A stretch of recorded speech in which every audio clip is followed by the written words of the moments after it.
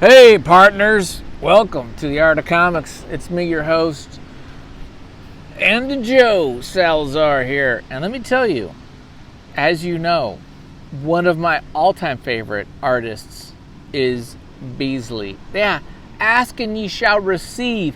You want heavy metal?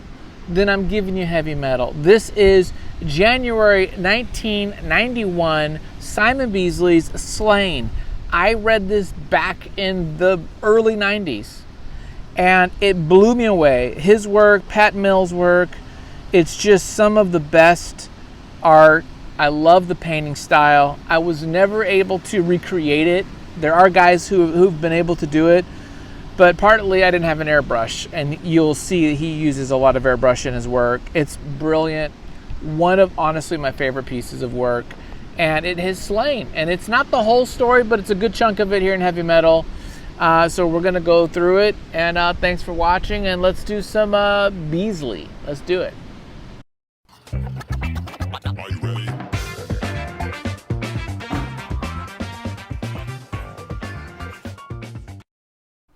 Hello, everyone. This is a treat indeed. England's finest, Mills and Bisley's Slaine. Now, this is in 1991. I think they came out with Slaine a year or so prior to this. But I'm excited to share with you because Simon Bisley is one of my all-time favorite artists. I know I talk a lot about Moebius, Toth, and Sienkiewicz. Well, I never mentioned number 4, which would be Bisley and Kyle Baker, okay? So, wait a minute. Chris Ware. Okay, I could go on. Actually, Chris Ware's got to be up there higher. Okay. But Bisley, before I was too cool, I wasn't cool enough for Simon Bisley, or for Chris Ware. But back when I was a kid, when I was a youngin', it was all about Bisley. Lobo's Back, all that stuff, and I just wanted to see more of his painted work, and this is where I first got my first introduction to it. His painted work really just set the tone of a whole new level. Remember, this is before Alex Ross, okay? This is like something totally different, and I didn't know Frazetta at the time, but clearly he was a student of Frazetta, and that was a big influence. So let's go. Now, this is only the first, 60 or so pages of it. It would be nice if the second issue had the next half, but it doesn't. So, unfortunately, you only get part of Slaine. But let's just start here. We can spend a lot of time just looking at this art. I'm going to zoom in even and just check this out, okay? We're gonna get techie. He was an airbrush guy. I mean, there's a lot of things actually in here. This one is very heavily airbrushed, of course. The coloring is so well done. His choices to put the reds here along with the green, of course, you have complementary colors, right? So it makes them both stand out more. The red for the blood, but all the shadowing, he does this for this whole story. He uses red as a kind of fill light for things. It's so good. Even this down here, when you look at the cauldron, the detail of the decorative elements to pottery and everything is so cool. I'm sure he had a lot of cool books to look at, Celtic and different art stuff. Now, I don't know if he made this logo, but the logo's badass too. The backgrounds, we talk a lot about artists in comics. They do a lot of figurative work, but to be a comic book artist, you really have to be able to draw everything. Cars, people, houses, mountains, trees, the whole shebang-a-bang. And this just goes to show he's a painter. He's an artist. He went into the illustration world. He went into comics, which probably might not have been the most lucrative place, but he was free to do what he wanted. But he was a painter. He could pull this out easily in any way. It's just really freaking good. I do love, again, I mentioned the airbrush. I do like the black kind of like heavy droplets, like using a toothbrush, something like that, just to give it a lot of texture. Everything here is all about like texture. It's not super clean and smooth. Everything here has a lot of texture, a lot of layers. You can see the layers of underpainting, and he's building upon layers of from dark colors, the base, to lighter and lighter, motley, putting in different greens, reds, purples, what have you, to build out the flesh tones. Brilliant stuff. Another panel here. This is just epic. I'm gonna do another zoom in. Why not? Let's just go wild with this. Just take a moment to look at this. I really like this panel specifically because of the blue. We don't see really any other place in this story with these blue, almost a teal, really light baby blue in places with some purple in here. It just creates this really cool ambiance and tone, right? Because you have this layer of almost like a fog and everything's in a mist. It's hazy, okay? But then he drills down and it gets very detailed on the face, on the important things. That's what he's great about, and a lot of artists are good at. Frazetta was too, where you put your effort and time and detail in certain elements of the figure, but then other elements you just make it a wash. You make it just general and broad, and you don't have to go into the detail everywhere. Just highlighting specific spots to put in that detail kind of gives it kind of an artsy flavor and helps you know where to look when you're looking at an image. And the composition is just great, right? I mean, this beautiful face going here. You got this big statue, obelisk type thing here. You got all the soldiers, and yeah, it's freaking awesome, man. It's just, I could sit here and we could just go on forever.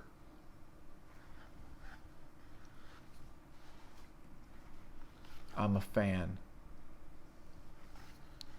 The story is about the Horn God. It's about Slaine, who's got a bit of he's kind of like a Conan, like a Celtic Conan type of character. A common-born, excellent warrior who then decides to get these 4 magical items that will then transform him to the Horn God, which will kind of eliminate war and create peace by him being kind of the emperor of the land. And so he goes on this quest to get these items, and it's kind of a fun little adventure story. And it's all told through the narration of this dwarf who's an unreliable narrator. So, he highlights certain things more than others, which is kind of fun. And again, remember I was telling you about how he's using the reds here for these kind of like fill lights and stuff. Just really cool. I dig it. If he used blue, it would not have worked as well, right? The red, of course, signifies blood, anger, violence, all that stuff. Here. And then this is great. I mean, there's a lot of Frazetta. He's kind of like, I hope I don't offend anyone, but he has got this Frazetta 2.0 flavor. He gets Frazetta techniques, things that you would see in a Frazetta painting, and then bumps it up with the anatomy, the exaggerated anatomy, hyper stylized things. This here is great too. I love these 2 panels. I'm gonna start zooming in now. I'm gonna be a zoomer now. But this is a great freaking panel. I love this here. Really love this. And then this here too, with her ass like this. For some reason, this panel is just so beautiful. Her butt looks perfect the way it's modeled and the art there. And then she's giving this kiss. It's just really well done, man. The paper is okay. It's actually not bad at all, but it could be even better. I would love to see the originals. Maybe at Comic-Con I can find somebody that has some original pages of these. I don't know. Don't know who owns them anymore. I'm sure somebody does. So, yeah. Super cool.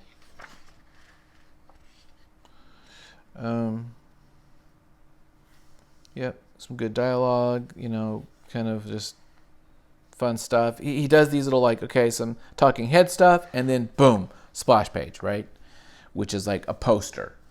And it's like this, you could be on the wall. This has got the elk thing. He's riding freaking victims on spikes on his outfit. I mean, the sword. It just looks so cool, man. It looks so cool. And here's some more splash pages. Talking about this war. He's going out into the ocean and fighting the sea devils. It's great battle stuff. I mean, I think he did some heavy metal covers. He'd be great for that kind of stuff. I mean, it also reminds you of Lobo, right? I mean, this looks totally like Lobo. It's that milieu, it's what he does and what he does well. I would love for him to do a romance comic, something totally different. That would be fun. But yeah, or a teen book. I would love for him to do Justice League. I love the textures too. Again, we talked about that before with the toothbrush kind of technique and stuff. But he's not just using that; he's using other stuff as well, and other kind of. I don't know how he's making some of these marks, but maybe it's just dry brush. Quite interesting. It's not super boring at all. He's changing it up a little bit with the background and some of the lighting, just to keep it a little bit more interesting. This is always hard. This is, I think, a testament too of an artist is being able to draw things in very obscured tones and very darkness. You can see the figures, you can see what's there, but it's very dark and hard to make out. And I always think that's kind of a skill. The lighting here on his face, lighting up, is also really cool. Looks very three-dimensional. This is a kind of a neat character design. Now he's going to go into the cauldron now to meet the queen of the Earth Mother or something like that. What does he call her? The Earth Mother? The goddess. Meet the goddess. So he goes into the cauldron, the magic cauldron, to transport him to another world. He fights his demons, kind of these symbolic demons that he has to go through. His id, his ego, super ego, to then be kind of reborn in a way into this land of the goddess. And of course the goddess is beautiful. This panel's not the best actually. This face looks a little weird, but it's okay. And she's wonderful. This is another great panel. I'll zoom in on this one too. Great. His back, just the figuring, the arching of this, the muscles, her face, the little cherub type creature people. And then again, this is haziness. There's a lot of layers of soft filter type stuff, which is cool. This is interesting here because then we got really more of an abstract look. You remember I was saying how you really dial into the detailed on the eyes and the lips, but then the hair and everything just kind of fades out, right? This is really good. All this here, rocks and everything, really cool. I like all these. I like all these scenes. I really like her hair. Both of their hair here. This is now we start to see a little bit of the comic book stuff where he's using a lot of heavy lines, little black outlines, things like that. That is only Bisley can do so well. I've always liked this here too. Her breast really, really well formed. I mean, that looks very three-dimensional. And that face is a great little face there. Yeah. Looks good. Then we got some fun caricatures, good faces. This is all good stuff here. And done with a wash, right? This is all wash, no panel borders, just kind of washed out, just expressing some emotions. So he's using different styles. He's using some different techniques in a way, just to kind of keep the story going, keep it interesting. Yeah, doesn't get really explicit. We never see her boob, really. It's not like that. Now it might do a little differently. This is a great panel too, almost all monochromatic. Some great kind of sketchy. There's a bit of a sketchiness to it that I really like. But again, heavily detailed here, right? Sketchiness out on the borders. Keep your eye focused on what's important, right? What are you looking at? You're looking at the boobs. You know what I mean? This is what's important. There's certain things that you're supposed to like pay attention to. I like this panel a lot too, and I mentioned this earlier on the channel, on the post. So great work. I mean, we could sit here. Well, we've been sitting here. We can just go through this piece by. This is great figuring. Wonderful work. Maybe we'll move on a bit. Get a copy of this. You can get this book. You can get, well, this magazine might be hard to find, but you can actually get this story, the full story. It's out there. I want to say Kitchen Sink put it out years ago. It might be out of print though. You never know. I have no idea, but you can find it. It might be pricey. I had it, and like an idiot, I sold it. I went through a phase of selling a lot of good stuff, like all my Frazetta stuff. Don't get me started, dude. That really hurt me. But so I did sell a lot of my stuff, so I don't have any more. We talked about him last issue, Prado, right? This is Miguel Prado. The story's kind of fun. It's like a day in the life of something that bad happens kind of deal.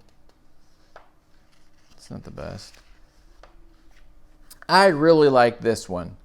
This Alex Stevens. I don't know Alex Stevens, but man, I really liked the art in this. I like this almost cut out, style of work. I really like the way he's putting these blacks in these panels.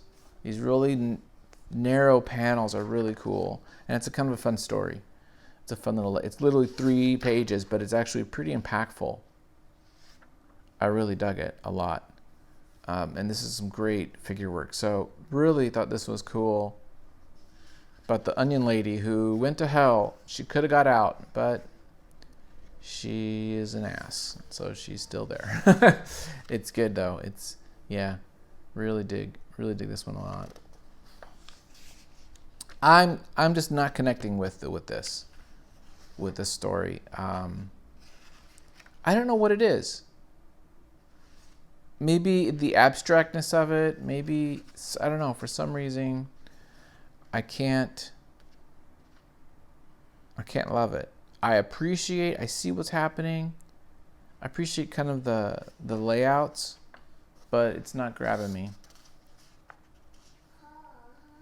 This one too is good, well crafted. It's a well drawn, but the story doesn't super grab me.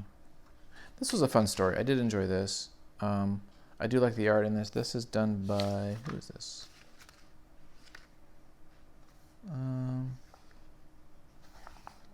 These guys, Michael Cherkas, John Sablik.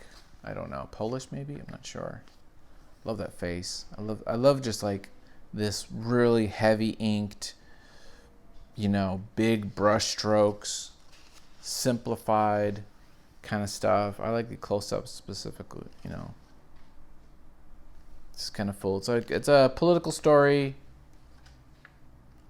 about a tycoon, kind of like a Citizen Kane type of character who has a beautiful woman who's kind of like his campaign manager in a way.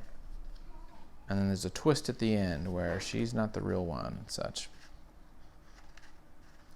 So, Pretty fun. There you go. That's the issue, guys. Thanks for watching. That was a lot of fun. We have one more of these, and then we'll go back to some other stuff. Thanks, guys.